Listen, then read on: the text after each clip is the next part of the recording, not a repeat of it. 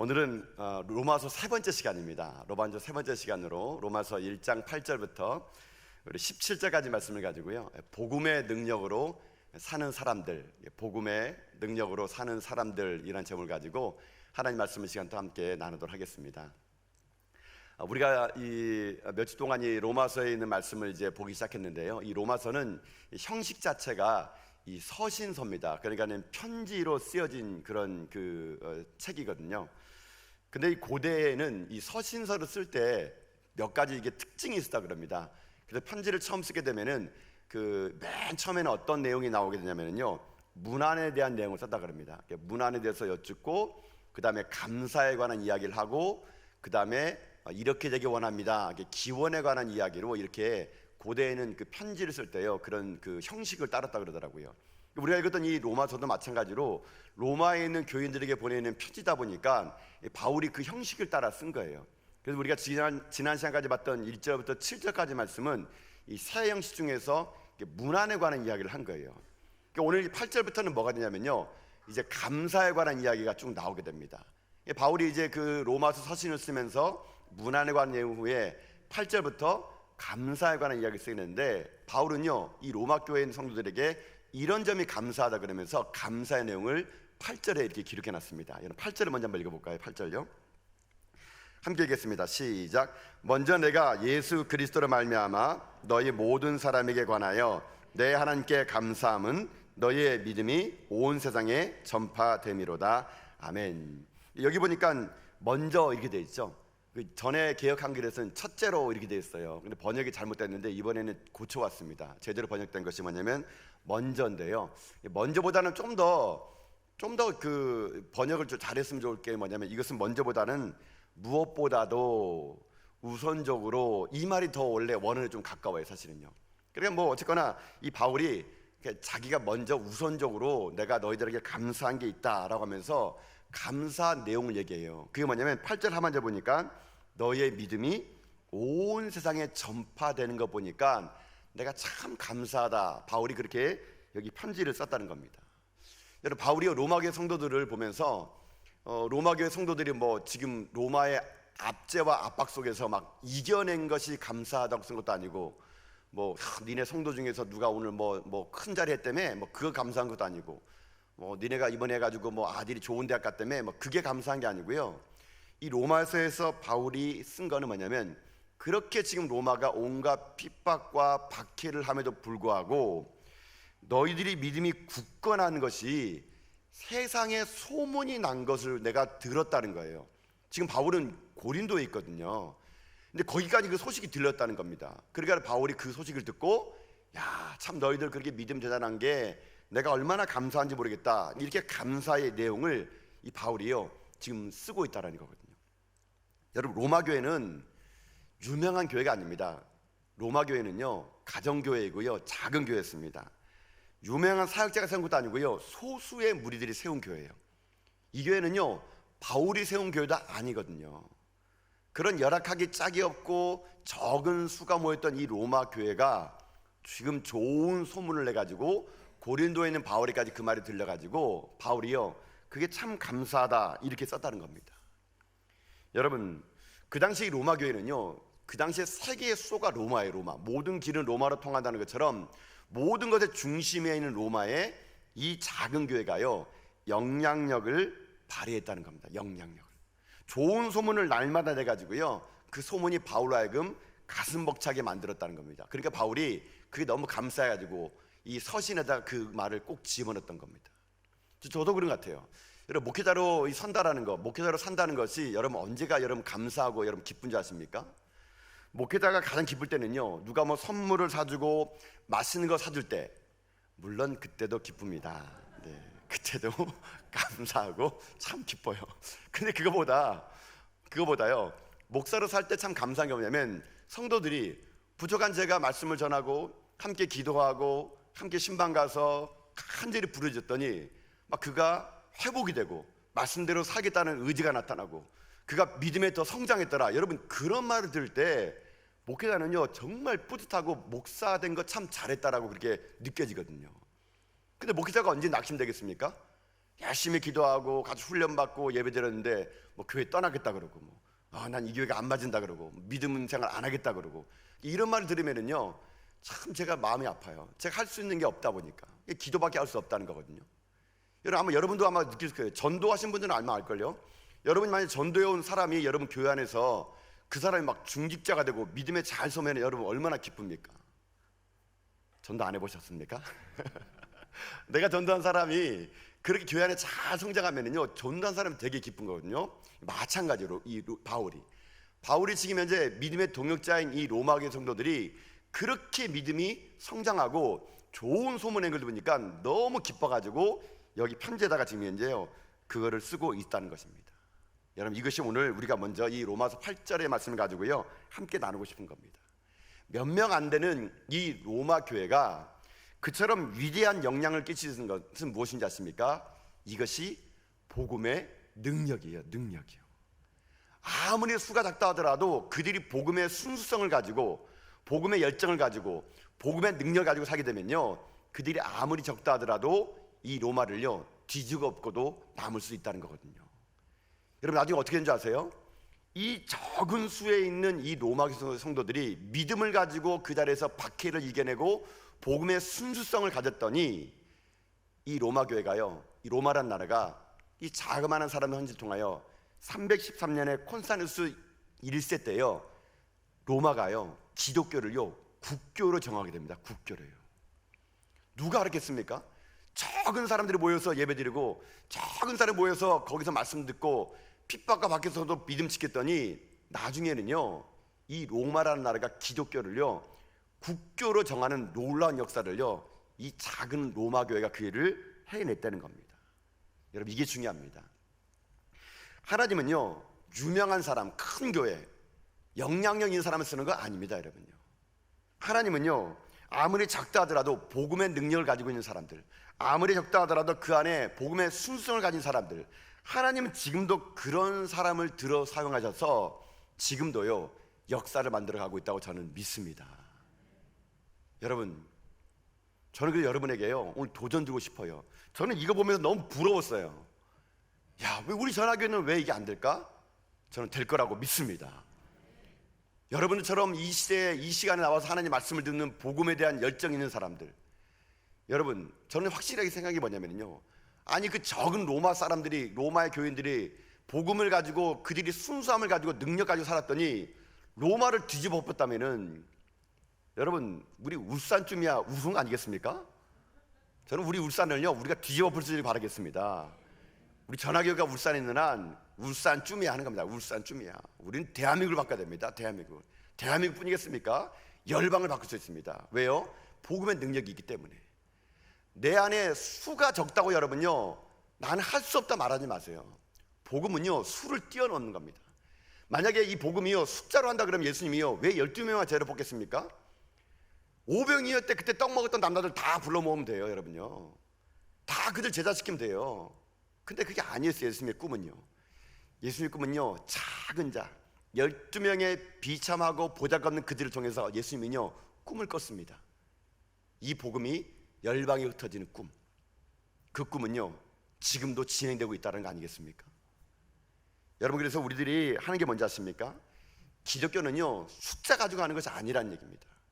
여러분 그래서 우리가 그런 말 할 필요 없습니다. 주여 저희처럼 작은 자들이 모였습니다. 여러분 왜 작습니까? 우리가 복음이 있으면 우리는요 작은 자가 아니에요. 숫자가 문제가 아니랄까요. 여러분 바닷물이 여러분 썩지 않는 이유가 뭔지 아십니까? 고인물은 썩게 됐어요. 바다는 어찌 보면 흘러갈 데가 없기 때문에 썩는 게 맞는데 바닷물이 썩지 않는 이유는요 바닷물 아래 2.7%의 염분 때문에 안 썩는데요. 여러분요 3%의 소금기, 여러분 3%의 소금기가요 97%의 바다를요 썩지 않게끔 만든다는 거예요. 기독교가 이런 겁니다. 여러분요 저는 이 대한민국이 아직도 이렇게 어려운 환경 속에서도 이 나라가 이렇게 건재할 수 있는 건요 저는 여러분과 같은 2.7%의 그리스도인들이요 지금도 기도하고 있기 때문에 우리 나라 절대 망하지 않을 거라고 저는 믿습니다. 여러분 미국이라는 나라 보세요. 미국에는요 모든 범죄가 온상지예요. 온상지. 인신매매, 마약, 테러, 총기 사건. 여러분 미국이요 그렇게 그런 나라인데도 불구하고 미국 여러분 강권할 수 있는 게 뭔지 아세요? 거기에는요 순수한 기독교인이 많아요. 여러분. 그 나라가 미국을 지탱하고 있는 거거든요.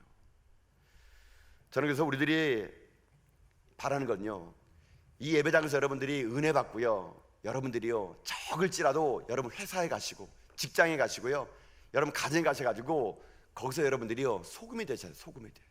나로 말미암아 복음이 전해져 가지고요, 나로 말미암아 썩지 않는 그런 은혜의 강물이 여러분 이 자리에서 여러분을 통해서 흘러갈 수 있기를 주님의 이름으로 축복합니다. 그래서 여러분, 여러분 회사가 여러분 있는 동안은요 망하지 않습니다. 내가 진짜 그리스도인이거든요. 내가 있는 한은요 결코요 그 땅 망하지 않습니다. 내가 생명수기 때문에 그런 거거든요. 여러분 이런 의지를 가지고 여러분이 가는 곳마다 생명을 살리고요, 여러분이 가는 곳마다 하나님의 거룩한 이름을 나타내는 하나님 위대한 종들 여러분 다 될 수 있기를 여러분 주님의 이름으로 축복드립니다. 이 로마에 있는 교인들이 그랬던 것 같아요. 제가 이 로마에 있는 교인들을 보면서 그 작은 수의 무리가 이렇게 바울에게까지 소문이 들릴 정도면 정말 대단한 인생들을 살았겠구나라는 생각이 들게 됩니다. 근데 문제는요 어떤 인생 살았는가라는 거예요. 어떤 인생. 근데 우리 본문에는요 나와 있지 않습니다. 제가 이 바울이 쓴 이 다른 서신을 다 읽어봐도 로마 교회에 있는 분들이 왜 이런 좋은 소문을 냈는지를 성경은요 기록되어 있지 않아요. 제가 상상해봤습니다. 왜 이들이 적은 수인데 불구하고 왜 이들이 그렇게 소문 좋은, 그리 영향력이 그리 됐을까? 제가 이 본문에 있는 말씀을 가지고 하게 되면요, 그 로마 사람들은요 아마 이런 삶을 살았던 것 같아요. 어떤 삶을 살았냐면요, 다른 삶을 살았던 겁니다. 다른 삶. 여러분, 내가 누군가에게 영향을 주고 누군가에게 어떤 힘을 미치려면요 똑같아서는요 사람들이 주목하지 않습니다. 여러분요, 내가 그 사람과 다르기 때문에 그게 미치는 영향이 있는 거거든요. 로마 교인 성도들은요 다른 삶을 살았던 것 같아요. 똑같은 삶을 살았던 것 같아요. 여러분, 만약에 똑같은 삶을 살았다면 세상 사람들이 야 니나 나랑 똑같은데 뭘 믿으라는 거냐 이렇게 했을 것 같아요. 그런데 이 로마 사람들은 어떻게 합니까? 달랐어요. 사는 게 일반인과 달랐던 겁니다. 여러분, 이것이 능력이에요. 다르게 산다는 게 뭔지 아십니까? 다르게 산다는 것이 거룩하게 살라는 얘기다. 거룩하게 살라는 거. 다름은 능력인데 다름은 거룩한 삶이거든요. 이 로마인 성도들은요 모르긴 몰라도 그들은요 다르게 살았을 것입니다. 모든 사람이 다 예스라고 말할 때 그들은 노라고 말할 수 있는 그리스도인이었을 것 같아요. 모든 사람이 삶을 살아갈 때 조금 눈 찔끔 감으면 돈 벌 수 있는 일이 있어도 그거요 돈을 과감하게 포기하면서도 정직하게 살았을 것 같아요. 많은 사람들이 인생은 이렇게 살은 거야, 네가 인생을 잘 몰라서 그렇지라고 말하는 그 넓은 길을 포기하고요 일부러 좁은 길을 갔을 것 같아요. 그런 다른 삶을 살았기 때문에 그 삶이 다른 사람들에게 영향을 주고 그 영향을 준 삶이 시대를 바꾸고 역사를 바꾸고 민족을 바꿨다는 거거든요. 저는 그래서 여러분에게도요 이 복음의 능력을 가지고 여러분에게 부탁드립니다. 여러분, 다르게 사십시오. 여러분이 정말 그리스도인이라면, 하나님 있는 백성이라면 다르게 사셔야 돼요. 남과 똑같이 살아서는 안 돼요. 남이 한다고 따라해서는 안 됩니다. 남이 이렇게 하니까 나도 한다고 여러분 해서는 안 돼요. 남이 여러분 그 넓은 길을 간다 그래가지고 같이 가는 거 아닙니다. 우리는요 생명의 길을 걸어가야 돼요. 옳은 길을 걸어가야 돼요. 이 땅이 전부가 아니라는 걸 알기 때문에, 우리가 이곳에서 영원히 살지 않은 걸 알기 때문에, 천국이 나의 소망임을 알기 때문에요 여러분, 이 땅 삶을 살아갈 때 거룩한 왕따를 당하더라도, 내가 바보라는 소리를 듣다 하더라도, 조롱을 받는다 하더라도 십자가의 길, 다른 길, 생명의 길, 그 길을 걸을 때만요 여러분이 있는 그 자리에 여러분 주변에 있는 사람들이요 변화가 되게 되고요 바뀌게 되고요 여러분을 말미암아 그곳이요 생명 땅으로 바뀐 역사가 임할 수 있기를 여러분 주님의 이름으로 축복드립니다. 내가 수십 년 예수 믿었는데, 내가 오랜 동안 교회 다녔는데 나로 말미암아 내 주변에 있는 사람이 한 사람도 안 바뀌었다?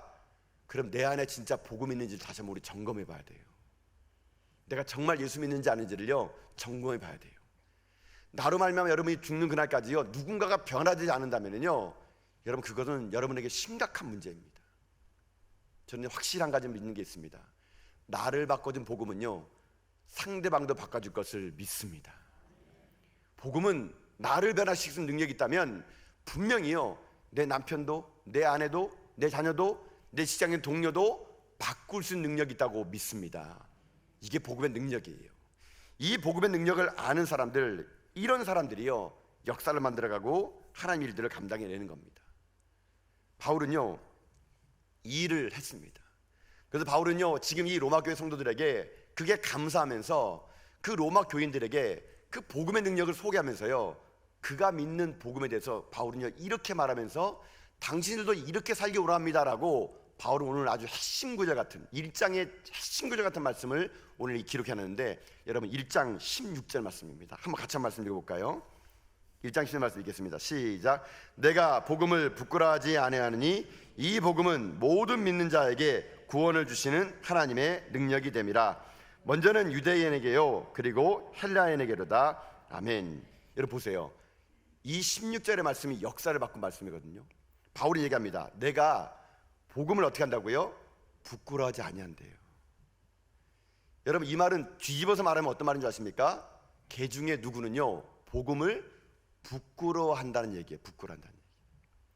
어떤 사람은 복음을 부끄러워하는데 나는 복음을 부끄러워하지 않는데요. 여러분 사람이 왜 부끄러워할까요? 그것은요 내가 갖고 있는 가치가 이게 별로 중요하지 않다고 생각하면요 부끄러워합니다. 부끄러워요. 여러분도 보세요. 여러분 교회 올 때 여러분 아무 옷이나 입고 오지 않죠. 여러분 아무 옷이나 입고 오게 되면은 내가 입는 옷이 다른 사람과 봤을 때 가치가 없게 되면 얼마나 부끄럽겠습니까? 그러니까 옷을 입을 때도 신발을 신을 때도 여러분 때로는 우리는요 부끄럽지 않을 정도로 옷을 입어요. 왜냐하면 남과 비교하기 때문에 그런 거거든요. 근데 여러분 우리 가운데 부끄러움이 있다는 것은 가치를 느끼지 못하는 거거든요. 때로는 진짜 가치를 느끼지 못하면은요 부끄러워한다는 겁니다. 근데 진짜를 갖고 있는 사람은요 부끄러워하지 않습니다. 가치를 아는 사람은요 부끄러워하지 않아요. 제가 일제로 그런 분이 본 것 같아요. 어떤 분이 이렇게 이빨을 이렇게 금리빨을 한 거예요. 금리빨을. 여러분 금리빨을 하면요 얼마나 자랑하고 싶은지 아십니까 여러분요? 금리빨 하면요 말할 때도요 이빨을 보면서 그래가지고 머리가 이렇게 얘기하는 거 아니겠어요? 하면서 막 번쩍번쩍 뭐 얘기합니다. 막 자랑하고 싶어가지고 이빨도 그냥 그거 가치 있다고 느껴지니까 부끄러워하지 않고 계속 얘기하고, 손가락에 반지 다이아몬드 낀 거 보세요. 그냥 저기 하면 될 텐데 여기 낀 사람은 이렇게 합니다. 저기 이렇게 하면서 저기 하면서 아이고 간지러워 하면서 막 이렇게 막 번쩍번쩍 빛나게 막 그냥 자동차를 하나 사보세요. 집 사보세요. 그거 자랑하고 싶어가지고. 왜요? 자기가 가치 있다고 생각하니까 부끄러워하지 않는 거예요. 여러분이 부끄러워. 여러분 복음이 부끄럽습니까? 어떻습니까? 여러분이 타고 다니는 자동차와 여러분 집이, 여러분 입고 있는 옷이 때로는 부끄러울 수 있는데, 그러나 여러분 이거 잊지 마십시오. 내게 진짜가 있게 되면요 어떠한 걸 내가 걸치더라도 나 주눅들지 않습니다. 여러분 이런 일이 있었어요. 어떤 미국에서 이민 목회하는 분들의 이야기인데, 이민 목회하는 목사님이 그런 말 하더라고요. 미국은 이민 목회를 하다 보니까 미국의 문화가 파티 문화잖아요. 그러니까 한인교회에서도 파티를 이렇게 연 것 같아요. 근데 이제 보통 미국은 이게 거리가 멀다 보니까 이게 이렇게 어디로 오세요 하더라면은 1시간 2시간 막 차를 타고 가야 돼요. 그러니까 이제 마침 이제 목사님이 이제 어떤 집사님과 함께 이제 그 집사님을 픽업해 가지고 그 파티 장소를 이제 가게 되는 거예요. 가게 되는데 이 여자 집사님이 막 치장을 하고 이제 나온 거예요. 목사님이 그 집사님 댁에 가가지고 집사님이 가실까요 해서 딱 문 열려고 그 집에 딱 들어갔는데 그 여자 집사님이 이만한 진주 목걸이를 가지고 나온 거예요. 그러니까 목사님이 그걸 딱 보자마자 이렇게 하는 거야. 아이고 집사님 그거 꼭 진짜 같아요 이렇게 해버린 겁니다. 여러분 가만 생각해 보세요. 그 진짜 같은 말은 무슨 말이에요? 가짜라는 얘기 아니에요. 가짜라는 얘기. 그러니까 이 목사님이 그냥 농담 삼아서 야 저렇게 알이 굵은 진주 목걸이가 어디 있겠냐는 거예요. 이분 형편상 저렇게 굵은 진주 목걸이를 주렁주렁 못 다니까 가짜가 틀림없을 거라 생각해가지고 아이고 집사님과 진짜 너무 가짜 티나요 막 이런 거예요.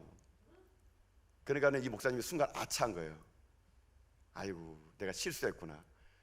근데 가짜 같다는 그 말에, 진짜 같지 않다는 그 말에 그 집사님이요 막 웃는 거예요. 그래서 목사님에게 하는, 목사님 이거 티나요 하는 거예요. 그러니까는 목사님 황당한 거예요. 지금 가뜩이나 기분이 상했을까봐 하는데 너무 죄송하다, 아니 그냥 저기 말을 못 잇는 거예요. 그러니까 그 여자 집사님이 계속 그러면서 아 이거 가짜 티나나 막 이러는 거예요. 근데 알고 봤더니 이 집사님이 웃을 수 있는 이유가 있었어요. 왠지 아세요? 집에 진짜 진주 목걸이가 있는 거예요. 여러분요, 그분은요 그렇게 파티하러 갈 때는요 진짜를 안 끼고 간대요. 잃어버릴까봐. 사람 많은 데는 안 끼고 가고 조금 중요한 자리 때는 진짜 진주 목걸이 끼고 간대요. 그런 똑같은 게. 근데 오늘처럼 사람 많이 모일 때는요 가짜 끼고 간대. 가짜. 근데 티나니까 본인도 웃긴 거예요. 근데 그때 목사님이 순간 그 여자 집사의 말을 듣고 깨달음이 있었다는 겁니다. 뭘 깨달은지 아세요?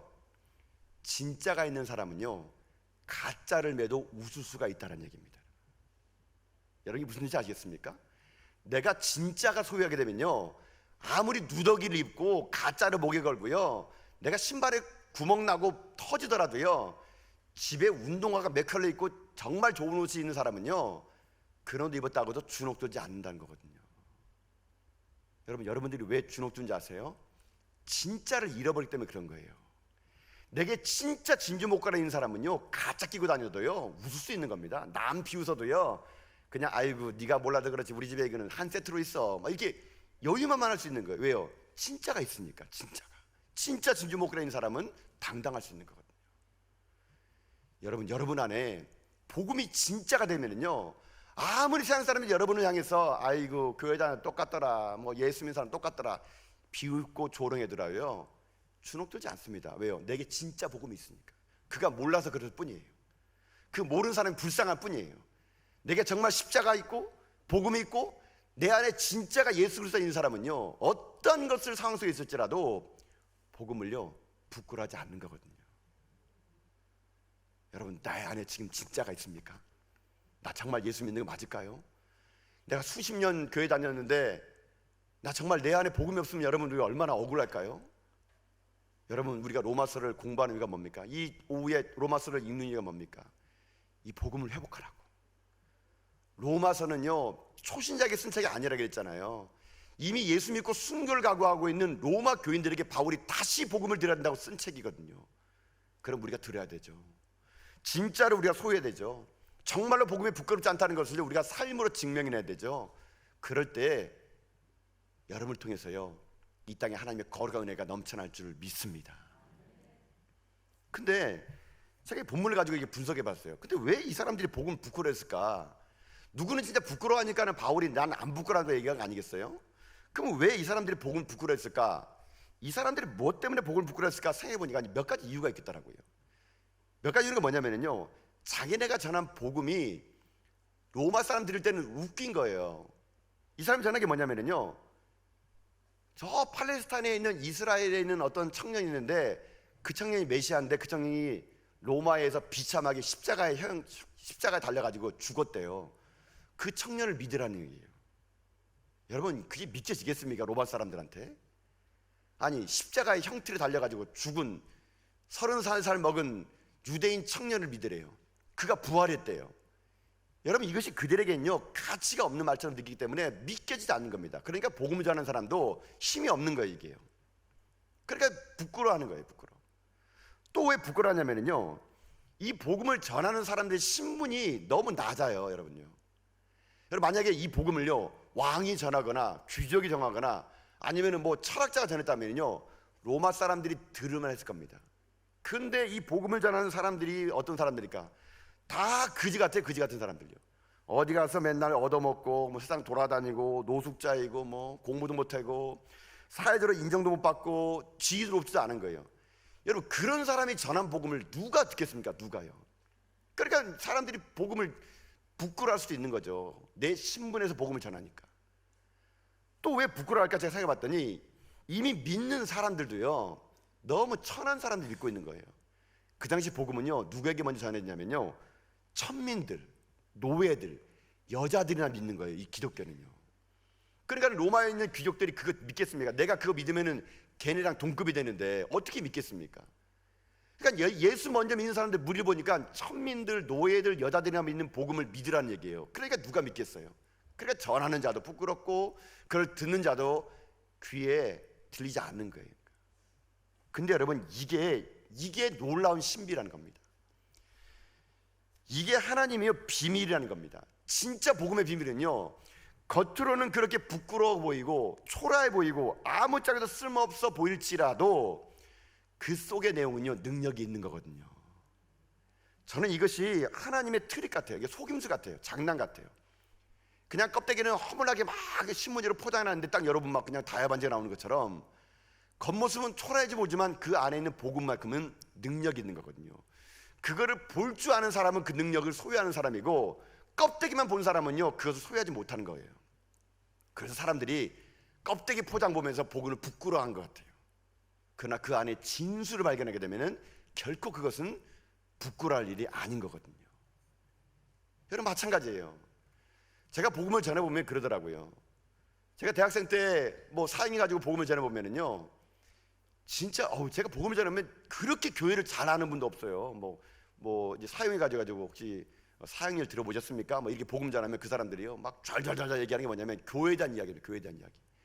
교회가 이렇고 저렇고 우리 앞에는 큰 교회가 있는데 그 교회는 뭐 맨날 이렇고 저렇고. 교회 이야기는요 정말 잘 알아요. 뭐 여기 목사는 뭐 어떤 사람이고 어떻게 그래 하는지 모르겠어요. 세상 사람들이요. 제가 그 얘기 다 듣고 얘기합니다. 선생님 참 놀랍네요. 저는 그 교회 다니는데도 참 모르는데 아니 어떻게 그걸 잘 아세요? 그러니까 그 사람이 또 신나가지고 말마라 하면서 그 동네 집사가 내 친구의 친구인데 뭐 너무 교회를 잘하는 거예요. 제가 다 듣고 나서요 그분에게 이렇게 했습니다. 그 선생님 혹시 예수님은 아세요? 이렇게 물어봤습니다. 아니 그게 목사는 알고 장로는 알고 집사는 알고 다 아는데 정작 예수는 모르는 게 그분이에요. 제가 그분에게 얘기했어요. 선생님 사막을 지나가는데 정말 갈증이 나가지고 죽을 것만 같은데 저기 가봤더니 그릇이 하나 있는데 깨지고 투박하고 이끼 꼈는데 그 안에 생수가 있다면은 마시겠습니까? 안 마시겠습니까? 당연히 마신다 그러죠. 왜요? 우리가 전하는 건 껍데기가 아닌 거기 때문에 그런 거거든요. 우리가 전하는 건 교회가 아니에요. 여러분 교회는요 사람들이 모인 곳이다 보니까 때로는 껍데기가 깨지고요 때로는 쪼개지고요 때로는 사람들 눈에 볼품없게 보일 수 있어요. 그러나 여러분 우리가 전하는 거는 교회가 아니고요 예수 그리스도 그분임을 믿습니다. 여러분이 그러니까 제발 복음 전할 때 교회를 자랑하지 마세요. 우리가 전하는 건 교회가 아니에요. 우리가 전하는 건요 복음. 지금 왜 로마 사람들이 왜 이 복음 전하는 사람이 부끄러워할까요? 자기네가 볼 때는 이 복음이 이쁜 포장지에 오고 좋은 그릇에 오고 남들 볼 때 혹할 수 있는 그런 것에 쌓여지기 원하는데 복음 전하는 자나 그 복음을 받는 자라 보니까 너무 초라하게 짝이 없는 겁니다. 그러니까 부끄러운 거예요. 그러나 여러분 세상 사람들이 부끄러워하는 그 복음의 능력이 결국요 어떤 일이 아십니까? 구원의 능력이 됨을 믿습니다. 사람들은 몰라요 그걸요. 복음이 왜 능력이 되느냐? 복음은요 그 안에 구원의 능력이기 때문에 그런 거예요. 결코 예수 그리스도 말고는요 그 누구도 구원받을 자가 없습니다. 믿습니까 여러분? 예수 그리스도 그 이름 외에는요 그 누구도요 이 땅 가운데 구원의 이름을 내걸 사람이 없다는 얘기예요. 예수님의 이름은요 복음의 능력은 구원의 능력입니다. 그 복음은요 우리에게 영원한 운명을 바꿔줍니다. 사망의 지옥에 있는 자식들을요 하나님의 천국으로 옮기는 그런 능력이 있다는 거거든요. 이 땅의 모든 죄의 능력을 해결할 수 있는 걸 뭔지 아십니까? 복음의 그 능력이 바로 이 땅의 모든 죄를 해결할 수 있는 능력일 수 있기 때문에 그런 겁니다. 여러분 이 복음의 능력 이것이 우리에게 중요하거든요.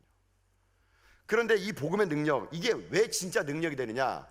사도 바울은요 그 복음의 능력을 17절에서 이렇게 기록합니다. 왜 복음의 능력이냐? 여러분 17절 보세요. 한번 읽어볼까요? 읽겠습니다. 시작. 복음에는 하나님의 의가 나타나서 믿음으로 믿음에 이르게 하나니 기록된 바 오직 의인은 믿음으로 말미암아 살리람과 같으니라. 아멘. 여러분 오늘 이 16절 17절은요 여러분 성경책에 밑줄 쫙쫙 그어야 됩니다. 별표 100개 붙여야 돼요 여러분요. 정말 이게 주옥 같은 말입니다. 이 말로 가지고 종교개혁이 일어났어요. 이 말씀을 듣고 루터가 변화됩니다.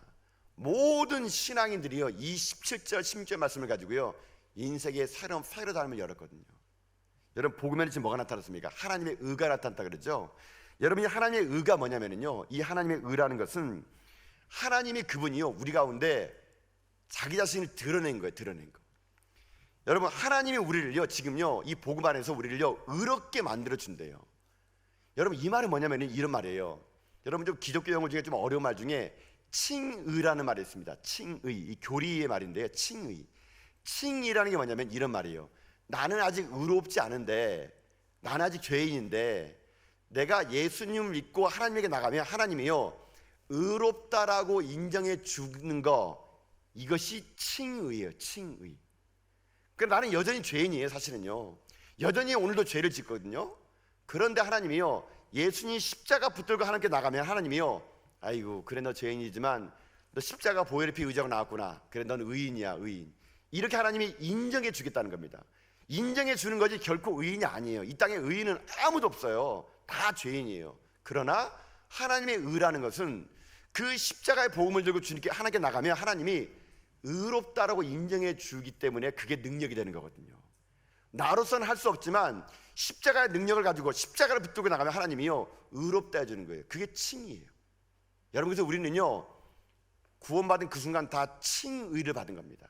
의롭다고 여러분 하나님이 인정해 준 거예요. 그러나 의인 아니에요. 그럼 우리 남은 삶의 과제는 뭔지 아세요?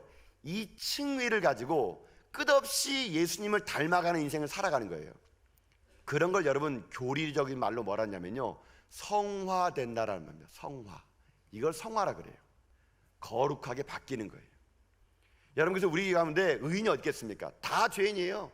그러나 하나님 우리를 의롭다고 얘기해주고요 우리를요 성화, 주님께 계속 닮아가도록 우리를 만들어 주는 거예요. 그래서 제가 그런 말 했잖아요. 제가 목사가 아니라고요. 여러분, 지금 저는 목사로 살아가고 있는 거예요. 진행형이에요. 저는 죽을 때까지 목사 완료형이 아니에요. 목사다 아니에요. 저는요 지금까지요 목사로 되어져 가고 있는 거예요. 이게 성화예요. 성화. 하나님은 저를요 의롭다고 인정해 줘가지고요 목사 안수를 준다며요 저보고 말씀하세요. 목사로 살아가라고. 저보고 완전한 목사가 아니라 그래요. 불완전한 목사라 그럽니다. 여러분, 그래서 제가요 불완전해요. 저는 약하고요 나약하고요 때로는 여러분 앞에 설 수도 없는 그런 부족한 자예요. 그러나 하나님이 그런 부족한 저를요 의롭다고, 그래도 목사라고 인정해 줘가지고 너 죽을 때까지 목사로 살아, 내가 도와줄게. 저는 그래서 지금도요 목사로 되어져 가고 있는 거예요. 그러니까 여러분들이 혹시 다른 목사하고 저를 비교해보면요 우리 최 목사는 왜 그렇게밖에 안 될까? 제가 아직 부족하거든요. 저는 아직 완벽한 존재가 아니거든요. 저는 지금 되어져 가고 있기 때문에 여러분 눈에 볼 때는 부족해 보이고 약해 보이고 연약하기 짝이 없는 그런 모습이 제 모습이에요.